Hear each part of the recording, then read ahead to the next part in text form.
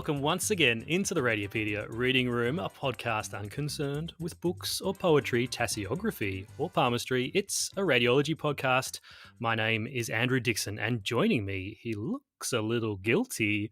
Was it the professor in the reading room with the muddler, perhaps? It's my co-host, Frank Gaylard. To try and murder someone with a muddler, that would have to be a very large drink that you were preparing. The largest mojito ever. Yeah, it would be.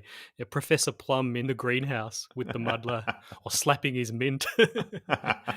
This episode today, Frank, is a forensic radiology themed episode for the main segment. So hence I thought I'd go with a bit of a Cluedo reference up top. So we're going to be listening back to a panel discussion from Radiopedia 2022 featuring Jeremy Jones, Chris O'Donnell and Claire Robinson. So looking forward to listening to that.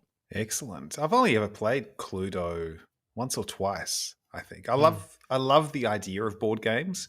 My son and I, my eldest son, who loves the idea of board games, especially really complicated ones, we'll go to Mind Games, which is our local game shop, and we'll look through all the board games and pick one, and then come home and read the 30 or 40 page manual of how to play. It can be massive, yeah. And then we play it like once, and then it's like, it goes on the shelf. It's really more the fun of picking the board game than the actual playing it. It's also hard because my youngest son, he doesn't mind board games provided he wins. All right. That's not that much fun because the one fun part about playing board games with 10-year-olds is defeating them. One of the things I don't like much about board games is actually the competitiveness, and I kind of like those ones where you work as a team against the There's board. some good collaborative ones. Yeah. There's one that we play, Lord of the Rings, and it's similar to what you described there because there's this book, like 40-page description of how to play the game, and we only play it over summer when we're down at my in-laws' place, and my brother-in-law will get out the book and read the rules, and he knows all the rules. None of us know how to play the game, but because it's collaborative, we just sit down and we're holding our cards, and he just tells us what to do. He's like, "Oh, Andrew, you play this, and then I'll play that." And it's actually quite fun because we're just like, he'll just tell us what to do. We just hang out. We always win. We've been playing Pandemic. Have you ever played Pandemic? I have once or twice, again, as you said, once or twice. That's a collaborative one. And we've been playing it on the easiest setting, cheating, and we still haven't won, which just goes to show if there's actually a pandemic, like there has been one recently, I think, from memory, we're screwed. Like, you can't beat it. That's the moral of the story. We should have known. The game came out first. We should have known that it was inevitable. We weren't going to win. Just let it go. Let it go.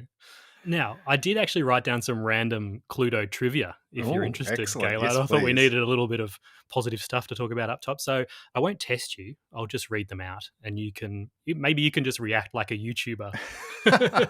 Just be over the top excited. The 10 most amazing things you've never heard about Cluedo. Oh, sorry, I haven't got 10, but that's okay. The 5. Now, so the Cluedo board game was invented in the early 1940s by Anthony Pratt and his wife Elva, who came up with it while they were holed up at their home in Birmingham during World War II air raids. And they patented it, and then they sold it to UK games manufacturer Waddington's in 1948.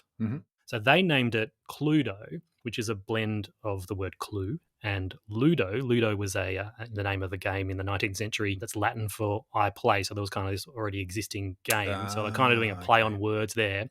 But then when Parker Brothers picked up the rights and took it into America in 1949, so just a year later, they shortened it down to Clue. So the Americans know it as Clue, whereas I think in Australia we pretty much call it Cluedo, right? Yeah, absolutely. What is it with this renaming of things? Americans do it all the time. They do it all the time. Harry Potter, Sorcerer's Stone was, what was it, Philosopher's Stone? Yeah. So they changed it to Sorcerer's Stone. Apparently Philosopher didn't sound right to them. It happens the other way as well. I remember that, Die Hard 4.0 in Australia.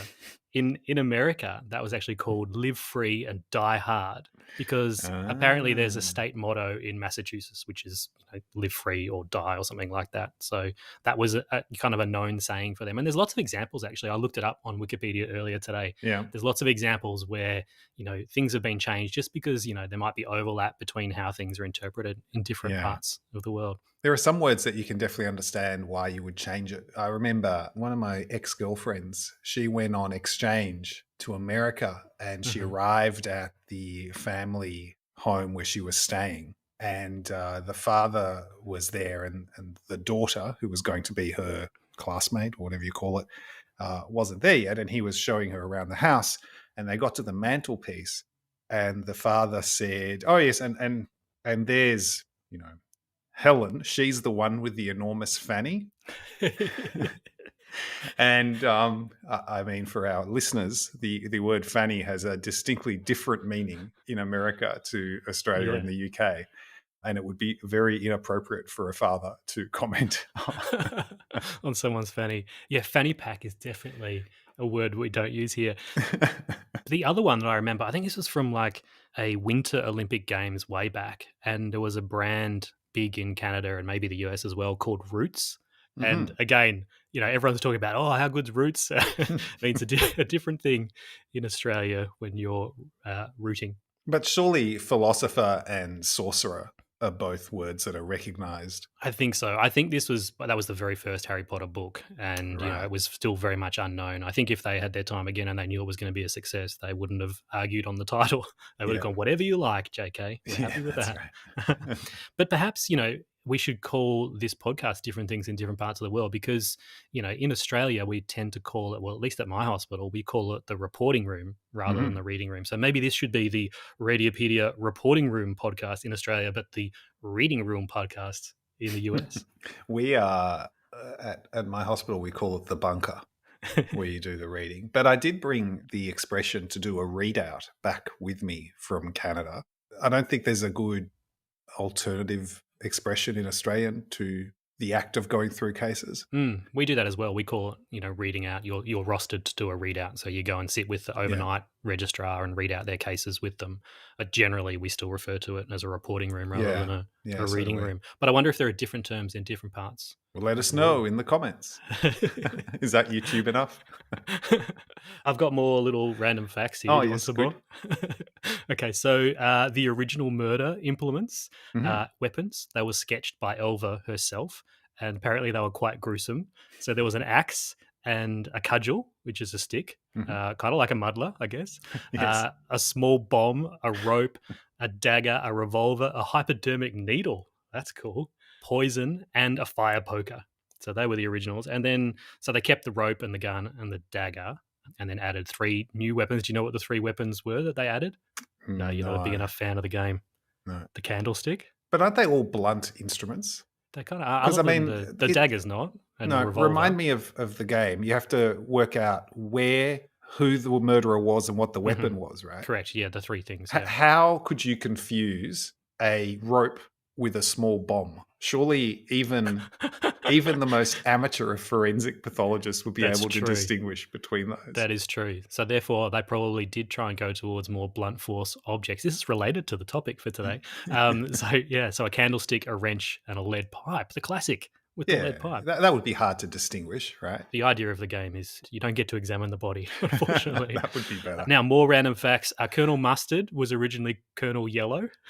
I think Mustard's a better choice. Much. And then in 2008, Hasbro in the US, they revised the game and brought in a trophy and an axe. They brought back the axe and a baseball bat as new weapons. And they switched the Colonel from being a war hero to being a sports hero. So a few little changes. And then in 2016, the housekeeper, so Mrs. White, she was permanently killed off, tragic, and replaced with a new character, Dr. Orchid, a female scientist. And that actually, it reminds me, when I looked at a clip earlier from the Clue movie, which was in 1985, they did the opposite. They actually added in a new character, which was a sexy French maid. Now, is Clue movie, was that known as Cluedo in Australia and the UK? I think it was actually called Clue everywhere, that one. And I think when I saw it, I was kind of like, oh, that's interesting. They've deliberately changed the name because maybe they don't want to infringe copyright or something. But no, it was known as Clue in the US. Well, that is possibly much more information about Cluedo than I ever wanted or needed to know. You're the worst YouTube reactor I've ever had. Is this where you're going to break the news to all our listeners that we're pivoting from being a radiology podcast to being a board game review and trivia? Mate, it's light and shade. It's quite a heavy main segment in the podcast today, so I thought I'd lead off with something light, hence the Cluedo. Oh, hey, speaking of reviews, before we move on, have you seen Oppenheimer? Not yet, no. Seeing it in 2 days. It's good. I took my 12-year-old son. We went to see it at the cinemas. It's long. It's like 3 hours of people in small rooms talking to each other. If you're going expecting a lot of special effects or a lot of explosions, there's really very little. Yeah, it's maybe 2 minutes, and the rest is just close-ups of people with wrinkles talking to each other. But it's great. Really liked it. Well, maybe we can chat about it on a future episode. But let's get into this week's main segment. So this was a panel hosted by Jeremy Jones at Radiopedia 2022, so a year ago now. Jeremy had just given a lecture on how to be an expert radiology witness and how to give evidence. And he's chatting with Claire Robinson, who's a consultant radiographer at the University Hospitals of Leicester NHS Trust, where she has been involved in post-mortem imaging for more than 20 years. And Chris O'Donnell, who's a world-renowned necro-radiologist, that's a cool word, and consultant forensic radiologist at the Victorian Institute of Forensic Medicine here in Melbourne. So this recording does involve discussion of death, including homicide, as well as child abuse. So listener discretion is definitely advised. It is a fascinating discussion. So we'll listen into that now, and then Frank and I will be back for another chat.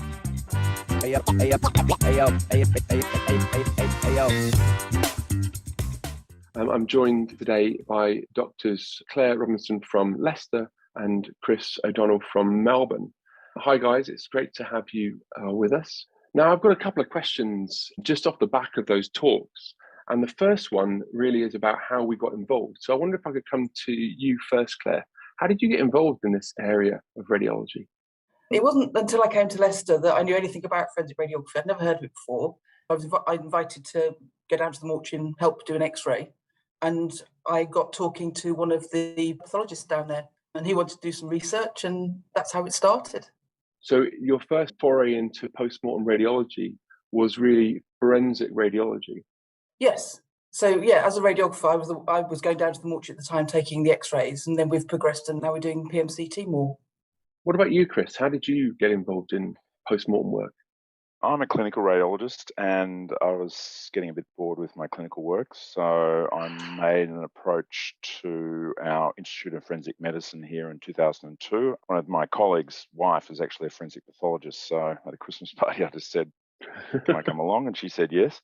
So we start off with just plain films, and I've always had this sort of aim of trying to get clinical imaging or the techniques that we have in clinical imaging into forensic post-mortem imaging. And so it was a slow process. We had computed radiography, then we got digital radiography, and we managed to get a CT scanner in the mortuary, and we're up to our third CT now, and just in the process of tendering for MRI. So it's been a sort of slowly progressive process since I started in 2002.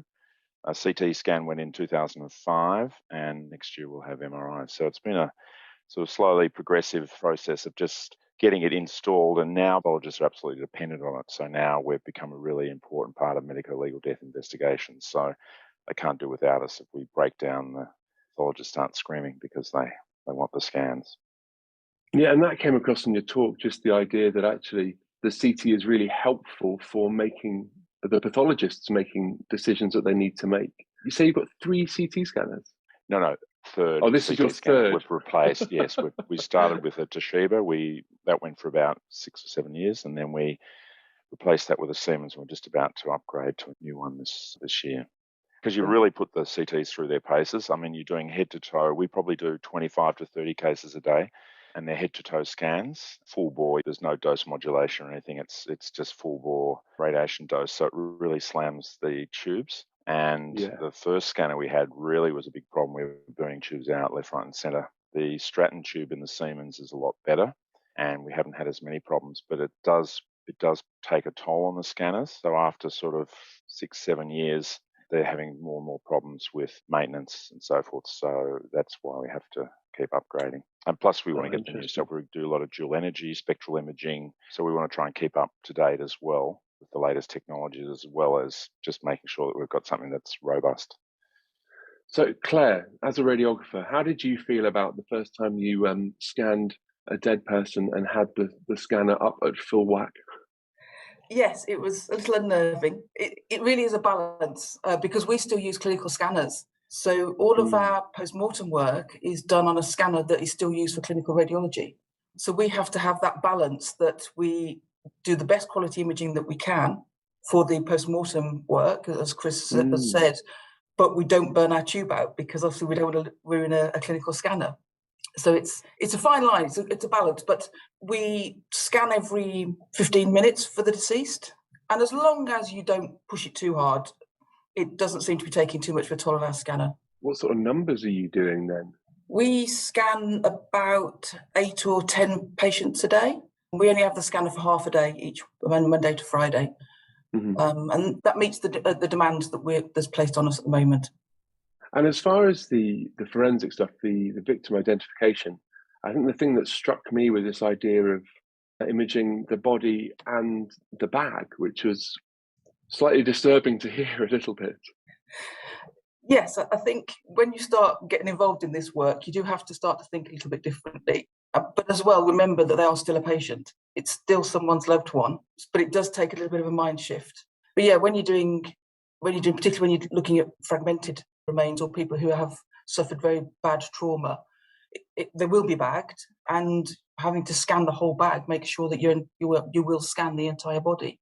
I remember when I was in Melbourne doing my fellowship, we had some of our children who were then scanned at the VIFM where you were, Chris, and it was that whole situation of actually the whole bag came back, even though they were a tiny little child, which was a surprising thing and a bit different from normal clinical work.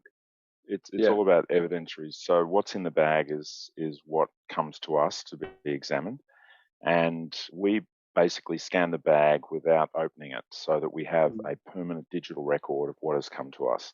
That goes into our database as stored data, and so especially in DVI where you may have severely fragmented remains, you don't know what in that bag, what's bones, what's debris, what's animals, what's other things. And so what you need to do is document everything that's in the bag first, and then if necessary you can open the bag and remove things and so forth, but that at least at the start we always have this first digital record that is available for so-called digital exhumation. So should an issue come up in the future about maybe something that was missing or whatever, you can always go back to that original scan and survey that and then say, well, it was there or it wasn't there, so that we're confident with what we're looking at. So I've got two technical questions for you, actually, Chris. I think probably one is very easy and one might be a bit more technical. The first is the blue metal imaging that you're using. Why do you use that? Blue metal is just a really good. I mean, it doesn't have to be blue; it can be any other color. Siemens tends to do it in red. It's just the first scanner I had a Toshiba, which we had Vitria, and Vitria just came out blue. And so it just is with blue metal. It's sort of a nice word. So I create the templates myself. So I've created blue for all our ongoing scanners. We use Singovia as our workstation. So I've just put in my own little program and blue metal, and basically it's just a 3D map of anything with a very high Hounsfield unit density. It's not specific for metal, obviously, because it's all on Hounsfield units. So the enamel of teeth will show up, and the dentist bone in the body, which is the otic capsule around the inner ear, also will show up often in blue metal. You know that because we can recognize it. And then anything else that's metallic tends to show up. And it's a really good way to survey the body in 3D. You can rotate it and whatever, find out where these things are located. And then you can go to the axial coronal and sagittal recons to get a better view of what it actually is. That's interesting. And the post-mortem CTA, how does that work? And sort of a part two question is, if you've got somebody who is brain dead because of cerebral edema in life, and they're not getting any contrast into their brain in a contrast CT scan when they're scanned clinically, how do you get contrast in their post-mortem? So I'll answer two questions. First is CT angiography. Claire does it a bit differently in Leicester. we have a technique of whole body CT angiography. So we cannulate usually the femoral artery and the femoral vein, and we basically just fill the entire vascular system with contrast. So it's about 3 litres of contrast diluted in a 1 in 10 solution using a substance called polyethylene glycol, which is a bit like warm honey. So it makes it quite viscous and fills every artery and every vein pretty much. Surprisingly, after death, most blood does not clot. You do get some clotting, but most blood doesn't clot. So you can actually fill the entire vascular tree with contrast, and then you just do CT. So we use it as a whole body assessment. Now, sometimes that's overkill. If we want to do, for example, an intracranial angiogram, we might just cannulate individual arteries directly. So we had a bleeding tonsillar fossa after a surgical procedure yesterday. So we just cannulated the common carotid artery and did a selective angiogram. So we don't always do whole body, but that's our preferred technique because it's remote from where the pathology is so that we don't disturb the area of potential bleeding. So we're remote from that. We inject through the groins. Now, the issue of raised intracranial pressure is a very interesting one. So we've done quite a lot of work in this, and you can't overcome intracranial pressure in death like you can't in life. So it's very difficult to get contrast into the cranial cavity in someone who's brain dead, who's got a grossly swollen brain. So what you have to do is remove the skull cap, for example. You can take off the skull, and that does relieve the pressure. And sometimes you're looking at skull base arteries, and by actually cannulating individual arteries, you can actually sometimes force contrast up intracranial that you wouldn't necessarily be able to do in life, but perhaps with a syringe and a fair amount of pressure, you can get contrast to go up, in particular to the basal arteries. And that's most importantly in the, as I presented in my talk, the basal subarachnoid hemorrhage story of the punch and the vertebral artery dissection. With reasonable pressure on the syringe, you can get it to at least go up into the vertebral arteries and show whether there's a contrast leak. Claire, Chris alluded to the fact that you do it slightly different in Leicester. We focus mainly on cardiac angiography. So we cannulate the carotid artery and use a Foley catheter into the ascending aorta, blow up the balloon to occlude the aorta, and then put contrast directly into the coronary arteries. And the reason for doing that is most of our work is done now to investigate natural deaths. And at the time we started doing this, ischemic heart disease was the most common cause of death that we needed to diagnose in the population that were being referred for imaging. And that's why we decided to target the cardiac work. The coronaries. And so, I suppose I hadn't really appreciated that you didn't get blood clotting like early. What sort of window do you have to be able to do post-mortem CTA? It doesn't clot. It stays liquid. So you have plenty of time. In fact, even in decomposed body, you can do angiography. It's not as good, but you can certainly do it. It's not a timing issue. It's just some people clot some vessels more than others. The major problems, pulmonary arteries, I would say, and that's one of the main problems with postmortem CTA is that you can't really differentiate antemortem from postmortem clot in pulmonary arteries to look for pulmonary embolism. But most other arteries, the aorta and the heart and so forth, there's usually not that much clot. The blood remains liquid. It forms a hematocrit, so you get the sort of pooling of red cells posteriorly and the supernatant, and it just sort of mixes up once you inject contrast. And you can do beautiful whole body angiograms, just like a clinical case, except you're not getting the arterial phase, whatever phase, because obviously you're just filling the tubes. So it's just a matter of filling the tubes that you want to fill, and then you scan. That's fascinating. We're going to wrap up here, I think. But before we do, what I'd like to do is perhaps talk about resilience. I'd mentioned in my talk that people ask me, why on earth would I do expert witness work if I have to look at bodies of children who have been abused? And my answer to the question was, well, I can't change what's happened, but maybe I can help bring the person who did it to justice, and also help that child be removed from the situation where they were injured, and maybe their siblings as well. So at least I get to think about some positive bits about future care for that child or their siblings. How have you managed to cope with some of the stuff that you've seen? And do you manage to leave it at work, or does it follow you home? Perhaps I come to you first, Claire. Yeah, I think very much the same. It's all about looking to see what you can do to help the family and support them going forwards and doing your best. by being able to take care of their loved one for them as well, and knowing that you're doing the best for that person and their family and relatives. I don't think you can do this work without it bothering you, but I think it's important that it doesn't bother you to the point that it is going home with you all the time. Yes, there are always cases that I won't forget, but touch wood, it's never bothered me so much I didn't want to come back to work the next day. And I think that's the difference. And particularly when you're doing something like DVI, when it is absolutely overload, it's really important that you're working with a good team, because you can't go out and talk to the general public and to your family and things. So I think working with a really good team that you can sort of de-stress with at the end of the day, and even if it's just one case, again, at Leicester we have a team of radiographers and a team of staff, so having colleagues you can go and talk to I think is really important. How about you, Chris? I think it's because I'm contributing to, medico-legal death investigation gets done whether I'm here or not, and I think I can really make a difference using radiology. I think I make a big difference every day. DVI is the same. I talk about the Black Saturday bushfires that we had here in Melbourne. Massive problem, 174 deaths.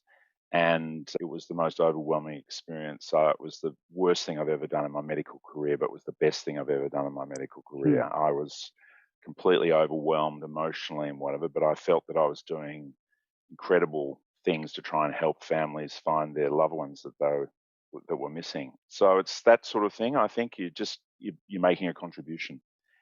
In terms of the stress and stuff, I think everyday work doesn't really affect me so much. I think children probably are the things that do affect me the most, I would say, seeing young children with trauma.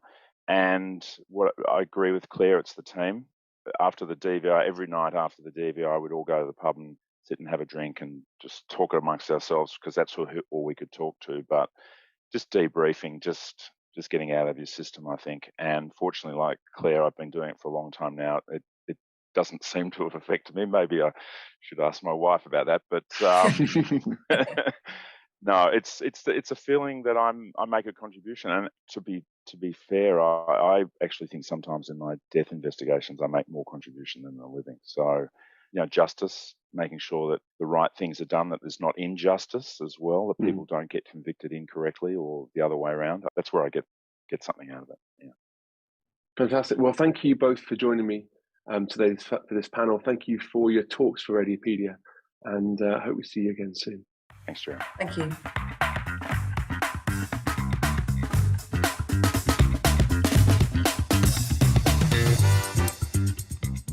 Thank you to Jeremy, Chris, and Claire for that really fascinating discussion there. And before you say it, Gaylord, I'm going to steal one of your classic lines here. I'm just glad we have people like Jeremy, Chris, and Claire who deal with important areas like this. Very much. And the subtext of that line is always, because I'm glad I don't have to do it. Absolutely. But yeah, I am glad. And the question Jeremy posed at the end about whether Chris or Claire took their work home with them, whether it affected them. It's something I don't think, we've discussed it here on the podcast before when we spoke to Nathan Manning, interventional radiologist, but I'm not sure that as a profession we discuss that enough.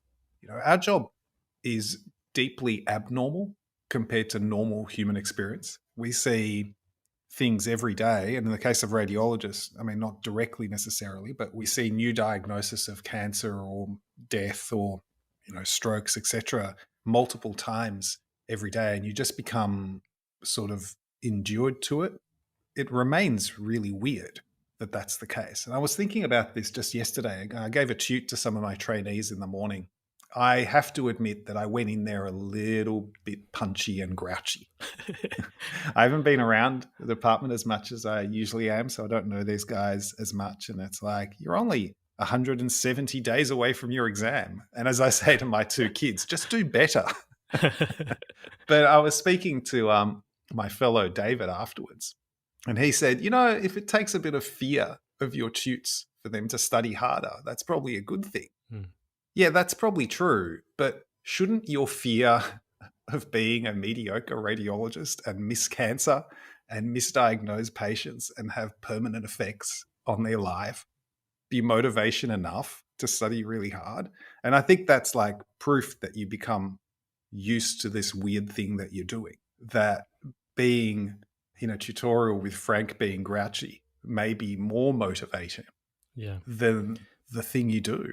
Even if you didn't become used to it, I think ego and embarrassment is such a strong motivator in what we do. And I'd like to say empathy and altruism is a very strong driver, but I don't think in a lot of people, I don't think it is. And the more I get on in years in radiology, the more, unfortunately, I see less and less of that empathy. Well, I think partly that's because we're more and more remote from the patient that's on the other end of the scanner. If the patient's in front of you, it's easier to be more empathic. Yeah. But no, I agree. The motivation for those, particularly those hot seat type practice sessions, is very much, I don't want to embarrass myself in front of not only Frank, but my other trainees. And so that's what really drives them. But in the back of your mind, hopefully you're thinking they're doing this because they want to be a really good radiologist and help patients. The stakes are high, right? Like you forget it because you do it 50 times or 100 times a day. But every scan that comes up, the stakes are potentially literally life and death. And that is a bizarre thing to do as your daily job. Anyway. I think there's a stealth goat in this somewhere, Gayla. There's something here. It's not as strong stealth as some of your goats, but there's something. This is we've had a necro-radiologist and a stealth goat. Now, is there anything else to chat about from this panel discussion? Right. Yep. Sorry. I think this fortnightly podcast thing means I'm in goat withdrawal. So you have to throw it in. A few in. No, there were a couple of things that really struck me and I wanted to bring up. The first thing that was only sort of touched on was the idea of cerebral swelling post-mortem. Oh, they did mention a brain at some point. They did. You'd latch onto that. I suddenly focused. It's like my cocktail reflex. But there's this idea that this misunderstanding of cytotoxic edema that is throughout pretty much everyone who talks about it, everyone who teaches it, everything you read about it, talks about cytotoxic edema being a cause of brain swelling. Mm-hmm. And it's not. And that's why if you suddenly die of a cardiac arrest, post-mortem imaging won't show a lot of cerebral swelling. It'll show cytotoxic edema, meaning fluid. Intracellular fluid. Well, fluid from the extracellular compartment will move into cells and you'll get cellular swelling. But because there's just that much fluid, there's no extra mass. Yeah. To get mass effect, you need to have circulation bringing in more water. And so really with cytotoxic edema leads to this thing that people don't talk about called osmotic edema, which is where you pull in additional fluid from capillaries to replenish the extracellular space. And that's what gives you cerebral swelling. And this is why a DWI MR will show you cytotoxic edema instantly because it's telling you about how much restricted diffusion when all the water is sitting inside the cell membranes rather than in the extracellular space. Whereas your CT will take hours before you've got that low density because that's really osmotic edema. Yeah, or your flare or your T2. Yeah. And so you really need that perfusion, that cardiac circulation to allow swelling. And in fact, why non-reperfused infarcts don't swell as much as those that where the clot breaks down or where you have clot retrieval, but an infarct anyway. They swell a lot more. Anyway, that was something that only caught my attention because I remember being surprised at thinking, brains, why do these post-mortem MRIs not look like people who have had a terrible hypoxic ischemic brain injury? And that's the reason. But the other one was something I'd never known before, and that was the comment Chris made about blood not clotting, which I found surprising. So I did a little bit of reading. Oh, good one. Which I've brought to class. And I found an article titled Biochemistry Changes That Occur After Death, Potential Markers for Determining Post-Mortem Interval by Donaldson and Lamont from 2013. And I think I'd like Donaldson and Lamont because the first sentence of this study is death is likely to result in very extensive biochemical changes in all body tissues. Yep. We're not certain. We think it's likely. Anyway, it goes on to say that in a corpse, the plasma pH decrease is significant and is thought to activate fibrinolysin enzymes, which prevent blood clotting, resulting in an increase in fluidity of blood. It suggests there are two causes for this drop in pH in a corpse that don't occur in a test tube of blood where you're used to seeing blood clot, or in a kidney dish during surgery or something. And it says, firstly, blood in a tube has no glucose store to supply fuel for anaerobic metabolism, and consequently, no significant lactate accumulation occurs to help lower the pH. And secondly, erythrocytes do not contain lysosomes, so autolysis does not occur, meaning acidic cellular metabolites such as carbon dioxide, hydrogen ions, formic acid, lactic acid that generate inside cells are not released rapidly from lysing cells to significantly lower pH, as would occur in a corpse. So there you go. Yeah, it was interesting that they can still perform, other than maybe in the pulmonary arteries where sometimes they do get that post-mortem clot, that they can still perform angiograms. It's amazing. You just assume that stuff would stop moving and then clot off. I always thought that maybe it had something to do with the air. Exposure to the air would also cause the blood to clot, but maybe that's just a myth. Well, no, that's true, because air embolism causes microemboli. That's not just bubbles, I don't think. I would love to do some kind of observership or something at the Forensic Institute just to see some of this stuff. It would be fascinating, I think. Anything else to chat about? I think that's probably okay. I think we should wrap it up. So how can people get in contact with us, Frank? Well, we're at Radiopedia on Twitter and Instagram, as well as at Frank Gayland and at Dr. Andrew Dixon. And you can, of course, email us at a podcast@radiopedia.org with any ideas and or feedback. Yep. So should we have different names for the podcast in different parts of the world? Do you call your reporting room a reporting room or a reading room, or what else do you call it? Let us know. Do you like Frank's little "just do better" motto? It's positive parenting. Should that be the podcast motto? Let us know. Write into us. And if you want to help support Radiopedia, then you can become a paid supporter via the website or purchase an all-access pass to our online courses and our annual virtual conference.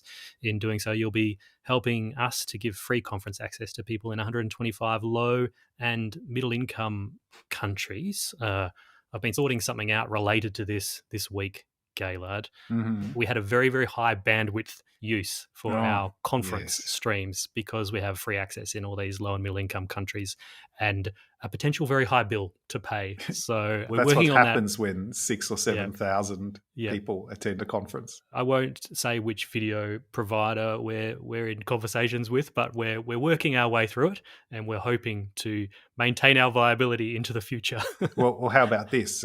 If said video provider does give us a significant discount, we may mention them next podcast. Yep. Frank will give his very best YouTube reactions to it. Oh my God, this is the best video provider. And what else can people do to help us out, Frank? And of course, you can also help us out by leaving a 5-star review in the podcast app of your choosing. Absolutely. All right. We'll catch you all again sometime soon in the reading room. Or in the library with the Reg. Stay rad, everyone. Stay rad. Yeah, look out for those cudgels, Gaylard. And stealth goats. Stealth goats. All right, see you in a couple of weeks, and maybe we'll talk about Oppenheimer. Yeah, that'd be good. Bye. Bye-bye.